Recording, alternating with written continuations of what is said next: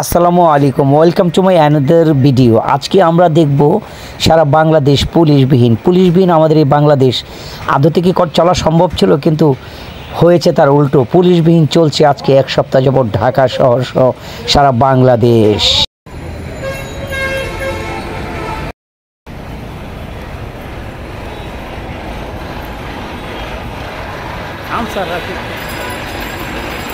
আমরা এখন আছি গুলিস্তানে, যে গুলিস্তানে আমরা দেখতাম পুলিশ আর পুলিশ চারদিকে, কিন্তু আজকে পুরো অবাক করার মতো একটা পুলিশও আমাদের চোখে পড়েনি। আমরা যেখানে তাকিয়েছি, তার মানে পুলিশবিহীন বাংলাদেশ এত সিস্টেম এত সুন্দরের মধ্যে চলছে, এটা সত্যি ভাবা যায় না।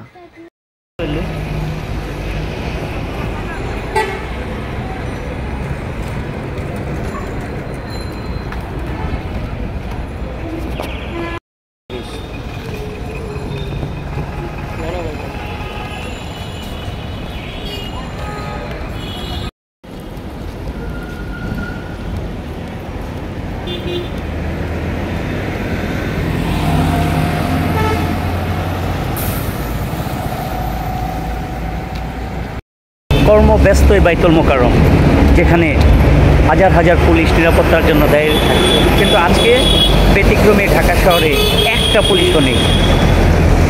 সত্যি এই জন্য একটা ইতিহাসের সাক্ষী হয়ে রইল পুলিশবিহীন বাংলাদেশ। আমরা দেখাতে চাই যে একটা পুলিশ আপনারা রাস্তায় দেখবেন না।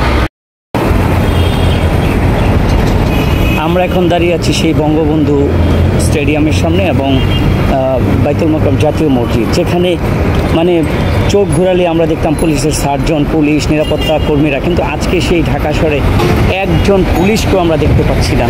পুলিশবিহীন এই ঢাকা শহর। আমরা ঢাকা জিপিওর সামনে একজন পুলিশকে আমরা লক্ষ্য করিনি।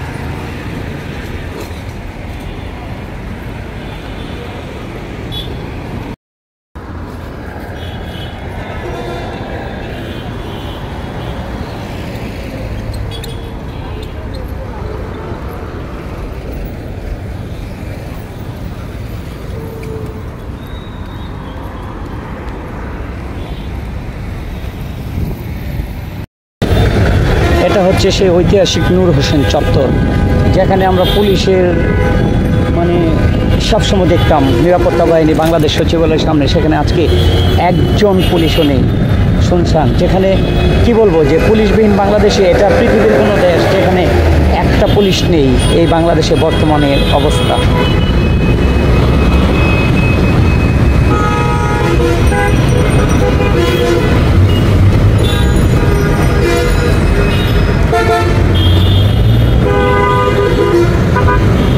মাঝে মাঝে দু একজন আনসারকে আমরা লক্ষ্য করছি। আনসার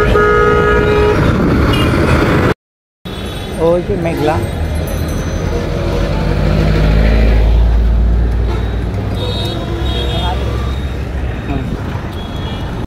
হচ্ছে ঐতিহাসিক পল্টন, যে পল্টনের মধ্যে পুলিশের মানে কর্মব্যস্ততা এত বেশি দেখতাম, গাড়ি পারাপার, ট্রাফিক সিগন্যাল, যানজট, কিন্তু সেই পল্টন আজকে শুনশান নীরবতা, যেখানে একটা পুলিশ নেই। তারপরে যদি মানুষের শৃঙ্খলা থাকে, এইভাবে পুলিশবিহীন দেশ চলবে, তবে সেই প্রত্যেকটা মানুষের ভিতরে সততা থাকতে হবে, প্রত্যেকটা মানুষের ভিতরে সততা থাকতে হবে। আমরা দেখছি কিছু ছাত্র এখানে ট্রাফিকের কাজ করছে, সত্যি ধন্যবাদ জানাই, একটা শৃঙ্খলা তাদের মধ্যে দেখা যায়।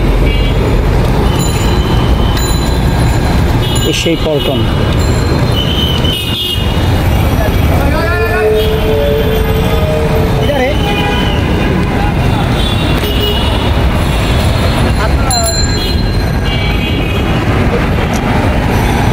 আমি পল্টনকে দেখাচ্ছি।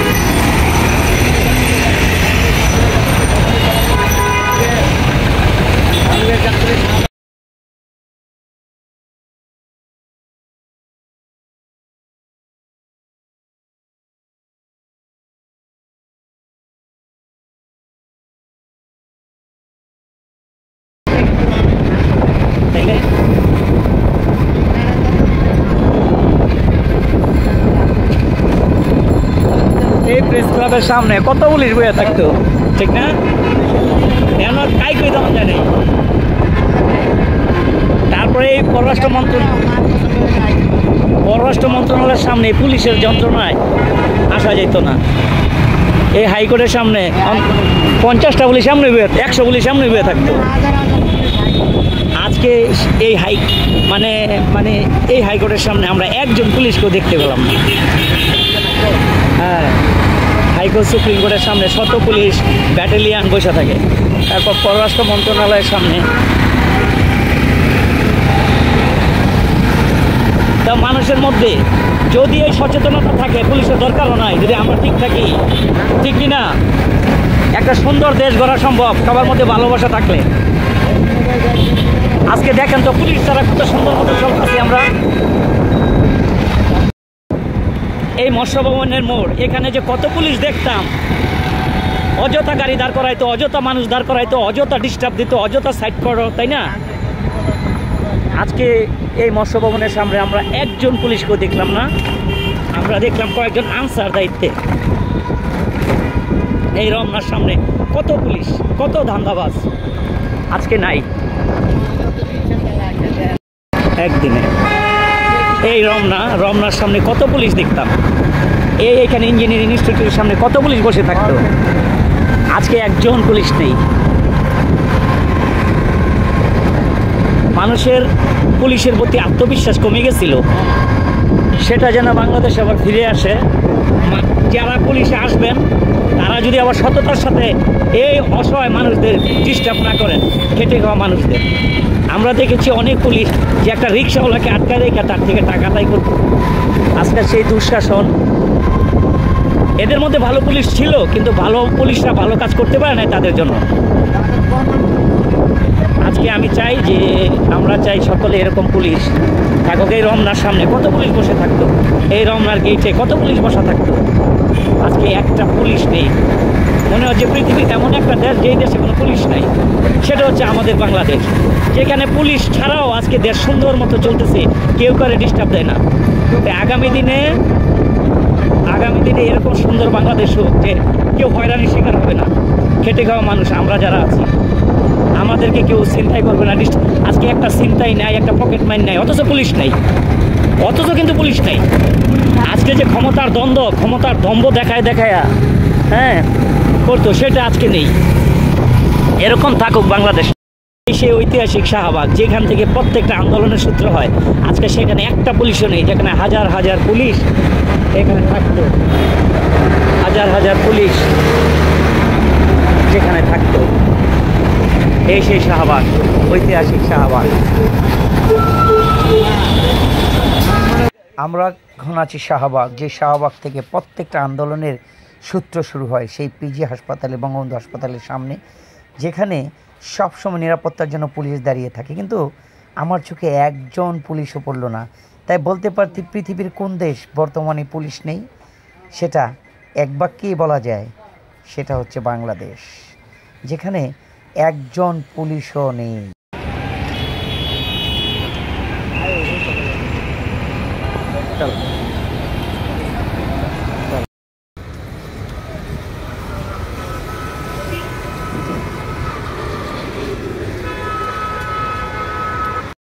এই বাংলাদেশ আজকে সবার মধ্যে একটা আন্দোলনের মাধ্যমে সচেতনতা যদি তৈরি হয়, তাহলে পুলিশবিহীন এই বাংলাদেশেও চলা সম্ভব, সেটা প্রমাণ করেছে ছাত্ররা। আমি মনে করি যে আগামী দিনে যারা পুলিশ প্রশাসনে আসবে, তারা যেন সৎ, যোগ্য হয়ে এই দেশটাকে পরিচালনা করতে আসে। সেই ঐতিহাসিক রাজু ভাস্কর্য, টিএসসি, যেখানে ছাত্রীর মিলন মেলা, সারাদিন আড্ডা, কিংবা পুলিশের অসংখ্য পুলিশ যেখানে বসবাস করত, মানে পাহারা দিত আইন শৃঙ্খলা, সেই পুলিশগুলো আজকে ক্ষতিগ্রস্ত হতে তারা ফিরে গেছে। তাদের 11 দফা 9 দফা পূরণ হলে তারা কাজে ফিরে আসবে। এমন বাংলাদেশ আমরা দেখেছি যে পুলিশের উপর নির্যাতন, পুলিশকে জ্বালিয়ে দেওয়া, কিংবা ছাত্রদের গুলি করা, এমন বাংলাদেশ আগামী দিনে আমরা চাই না। আজকে যে শৃঙ্খলার বাংলাদেশ, সেই বাংলাদেশটা এইভাবে হয়ে যাক যে বাংলাদেশটা আমরা মাথা উঁচু করে বাঁচবো সারা বিশ্বে, যে আইনশৃঙ্খলা বাহিনী ছাড়াও আমরা দেশ শান্তিতে চলে। আর যারা আগামী দিনে আইনশৃঙ্খলাতে আসবে, তারা যেন এই সুন্দর দেশটাকে ঠিক এমনি ডিসিপ্লিনের মধ্য দিয়ে রাখে। সেই রাজু ভাস্কর্যের স্বাধীনতার অন্যতম প্রতীক। আমরা স্বাধীনতা, সার্বভৌমত্বকে রক্ষা করে আমরা যেন দেশটাকে এগিয়ে নিয়ে যাই।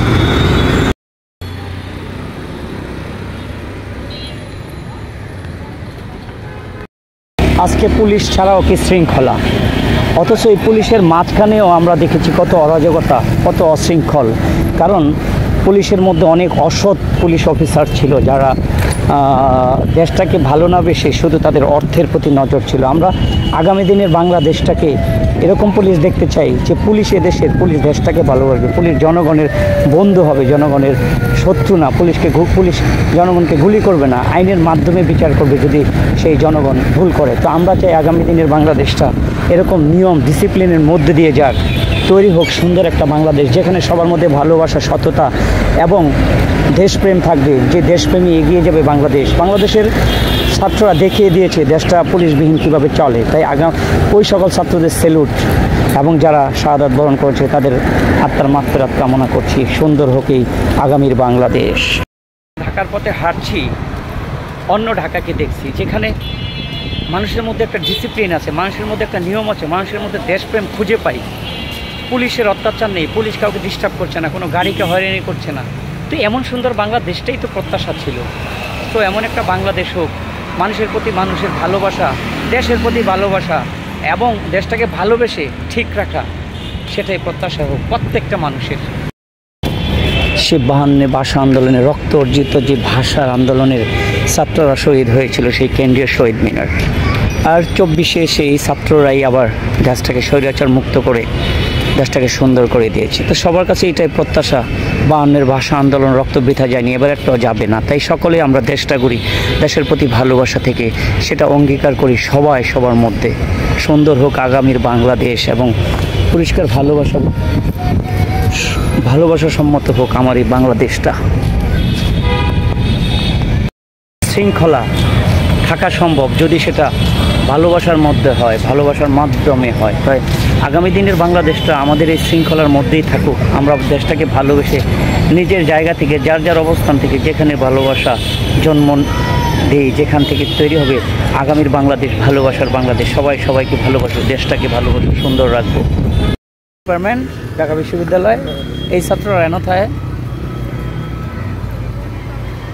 আমি আছি ঢাকা ইউনিভার্সিটি, যে ঢাকা ইউনিভার্সিটি থেকে আন্দোলন সংগ্রাম প্রত্যেকটা বাংলাদেশ গড়ার অবদানে এই ঢাকা বিশ্ববিদ্যালয় স্টুডেন্টরা, যেটা 52-এর ভাষা আন্দোলন বলুন আর যত আন্দোলন হয়েছে এবারে 24-এ, সবই ঢাকা ইউনিভার্সিটি কেন্দ্রিক।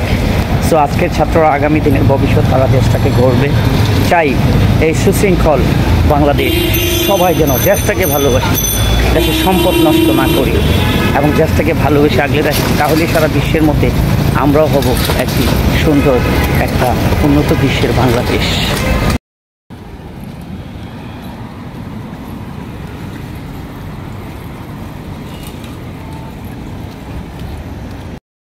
সত্যি খুব ভালো লাগতেছে এখন ঢাকা, খুব সুশৃঙ্খল ঢাকা।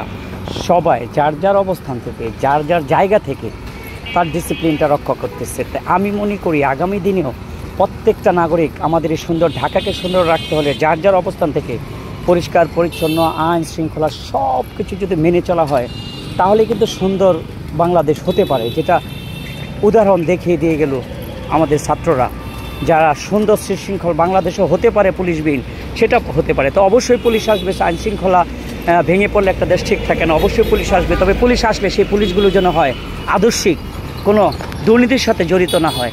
আমরা এখন আছি সেই দোয়েল চত্বরে।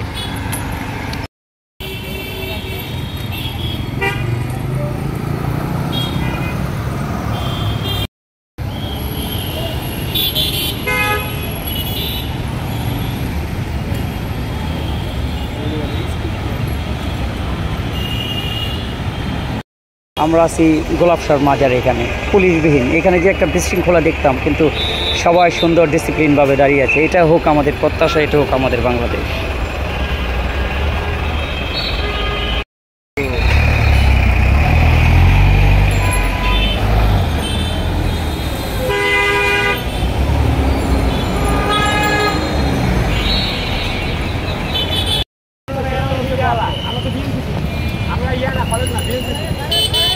আমরা এখন আছি বাংলাদেশ সচিবালয়ের সামনে, শুনশান নীরবতা, ডিসিপ্লিন।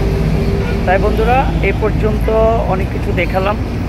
সুন্দর এই বাংলাদেশকে গড়তে আমাদের সদিচ্ছা, আমাদের দেশপ্রেম এবং আমাদের ভালোবাসা। ভিডিওটা ভালো লাগলে লাইক কমেন্টস করে দিও। আল্লাহ হাফেজ।